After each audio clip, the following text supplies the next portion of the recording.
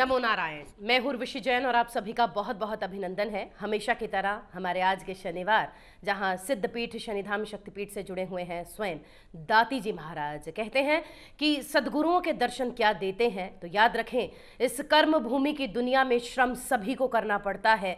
रब देता है लकीरें, रंग खुद भरना होता है।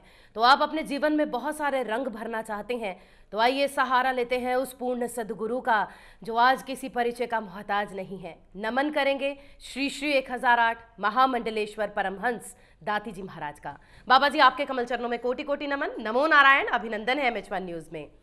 सर्वप्रथम शनिदेव, जिनके आप आपके आराध्य देव हैं, जिनको आप सब कुछ मानते हैं बाबा जी, तो शनिदेव ने जैसे ही राशि परिवर्तन किया है, हाल ही फिलहाल में 2 नवंबर के बाद मेरे अपने पर्सनल लाइफ के एक्सपीरियंसेस देखने को मिले कि ऐसे खरबोपति जाने माने लोग जिनका नाम नहीं ले सकते, कईयों को जेल की हवा तक खानी पड़ रही है। खास तौर पर आज कार्यक्रम का आगाज इसी चर्चा के साथ करना चाहेंगे। बाबा जी, वाकई ये ग्रह जब परिवर्तन करते हैं राशि में तो कितना असर होता है, और क्या कहती हैं ज्योतिषीय गणनाएं, मैदनी गणनाएं, कैसे हम आकलन करें कि जब शनिदेव ने परिवर्तन किया, 2.5 वर्ष वो अपनी उच्च राशि से अब मंगल की राशि में आए हैं, तो मंगल और शनि दोनों पाप ग्रहों में माने जाते हैं ज्योतिषीय भाषा में। तो कहीं ना कहीं मंगल का संबंध जमीनी रेटों से भी जोड़ा जाता है, और ऐसे भी कयास लगाए जा रहे हैं कि अब प्रॉपर्टी के रेट्स बहुत ढीले होंगे या नीचे जाएंगे। तो आज तमाम विश्लेषण हम चाहेंगे आपकी जुबानी।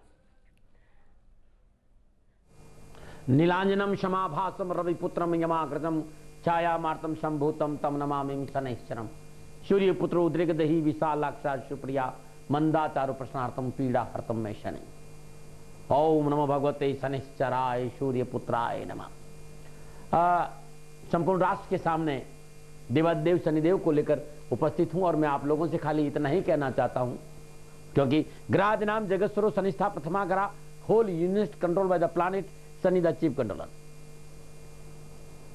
सूर्य पुत्र छाया की संतान, कश्यप पुत्र, कश्यप वंशज, कश्यप अवतार का प्रतीक, भगवान शिव का शिष्य और नारायण का अनन्य भक्त देवादिदेव शनिदेव। समझना पड़ेगा, और समझने के लिए बहुत जरूरी है कि दिमाग नहीं दिल चाहिए, क्योंकि देवादिदेव शनिदेव के बारे में मैं कुछ कहने जा रहा हूं। और एक बात हमेशा ध्यान रखिए, जो लोग दिल से बात करते हैं उनके साथ दिमाग नहीं लगा सकता। मेरे पास खाली दिल है देवादिदेव शनिदेव के लिए, क्योंकि मेरे जीवन में जो कुछ भी है वो देवादिदेव शनिदेव की कृपा से है। मैंने जो कुछ भी पाया है वो देवादिदेव शनिदेव की कृपा से पाया है। मैं राष्ट्र को एक बात समझाना चाहता हूं कि देवादिदेव शनिदेव की राशि परिवर्तन से भयभीत होने की जरूरत नहीं है। हाँ, एक बात जरूर कहना चाहता हूं जो बहुत जरूरी है और बहुत ही ज्यादा जरूरी है, कि शनि धर्म कर्म नीति ज्ञान भक्ति सत्य करुणा और सेवा का प्रतीक है। यदि कर्म ठीक नहीं है तब थोड़ी सी सावधानी बरते, कि कर्मों के देवता है शनि। कुकर्मों से बचना होगा और कर्मों में सुधार लाते हुए माता पिता की सेवा करते, धर्मानुकूल आचरण करते, इस राष्ट्र प्रेम करते हुए जो मैं बताता हूं उसका यदि आप सहारा ले लेते हैं, जीवन में परेशानी नहीं आएगी, मेरा वादा है। उर्वशी जी, बहुत जरूरी मेरे को ध्यान से सुनना, क्योंकि आप ज्योतिष के आसपास रहती है और ज्योतिष की भाषा में पापग्रह को बहुत बड़ी बात कह गई है। देवादिदेव शनिदेव न्यायाधीश है और मंगल साहस का प्रतीक है। यूं कह सकता हूं जल तत्व और पृथ्वी तत्व का मिलन है, और जब जल तत्व और पृथ्वी तत्व का आपस में मिलन होता है, समन्वय होता है, तो मेरे अनुभव में इस 40 साल में जो मेरा अनुभव आया, इसे मणिकांचन योग कहते हैं। और ये योग सदियों में बनता है। भारत आजाद हुआ उसके बाद 1953 से लेकर 54 के आसपास ये योग बना, 84 में बना, 85 के आसपास आया फिर, और उसके बाद 2014 से लेकर अभी ये योग कुछ दिन रहेगा।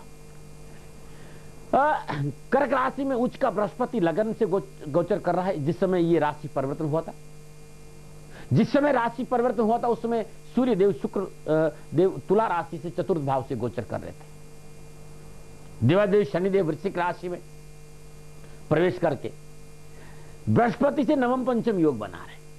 मैं खाली आप लोगों से ये कहना चाहता हूं, देवादिदेव शनिदेव का बृहस्पति से नवम पंचम योग, ये तो कर्म और धर्म के देवता है। कोई भी ग्रह यदि आपस में नवम पंचम योग स्थापित कर दे तो राष्ट्र के लिए बड़ा अनुकूल रहेगा। मैं गणनाओं की बात करना चाहता हूं, और मेरी बात को बड़े ध्यान से आपको सुनना होगा, क्योंकि बहुत ही भ्रम, बहुत ही भ्रांतियां, बहुत ही भय इस समय फैला हुआ है कि शनिदेव ये होगा, शनिदेव ये होगा, शनिदेव ये होगा।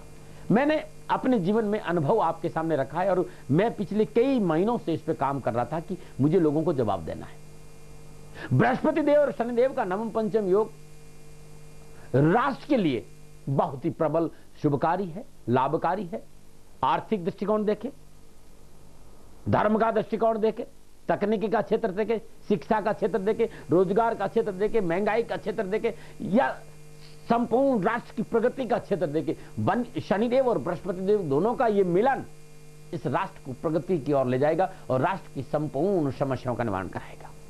पिछले कई सालों से महंगाई का दंश जनता को झेलना पड़ रहा था। बृहस्पति और शनि का ये नवम पंचम योग और बृहस्पति का ये राशि परिवर्तन जनता में राहत पहुंचाएगा, जनता की समस्याओं का निवारण होगा और जनता का जो सोच है वो प्रगतिशील बनेगी। मैं सच कहने जा रहा हूं, जो पिछले 30 साल में, जो पिछले 60 साल में नहीं हुआ है वो अब होने जाएगा, क्योंकि ये योग बहुत अद्भुत है और बहुत ही योगकारी है। इसे कहीं भयभीत होने की जरूरत नहीं है। मैं 1 घंटा आप लोगों के साथ रहूंगा और आपकी हर समस्या का समाधान करने की कोशिश, आप जो पूछेंगे मैं जमा दूंगा। लेकिन मैं आपके मुंह से पुनः एक बात कहलवाना चाहता हूं कि शनि शत्रु नहीं मित्र है। देवादिदेव शनिदेव की अंगुली मत उठाइए। मैं सच कह रहा हूं, ये मणिकांचन योग है और ये योग अपने आप में राष्ट्र के लिए बड़ा ही अद्भुत है। राष्ट्र की सोच बदलेगी, राष्ट्र के लोगों की सोच बदलेगी। और ऐसा नहीं होता तो इसने आते ही संकेत देना शुरू कर दिया। जब ये अपनी डिग्रियों में आया, आज से 15 दिन, महीना भर पहले से अपना प्रभाव देना शुरू कर दिया।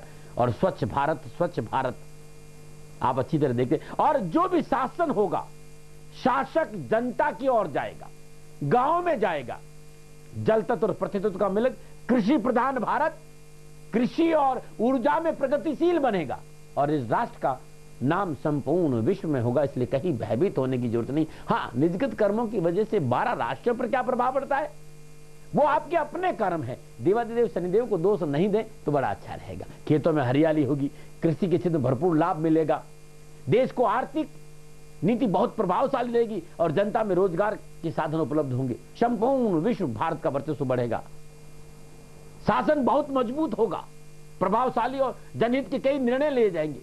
भारत में विदेश नीति का प्रभाव रहेगा।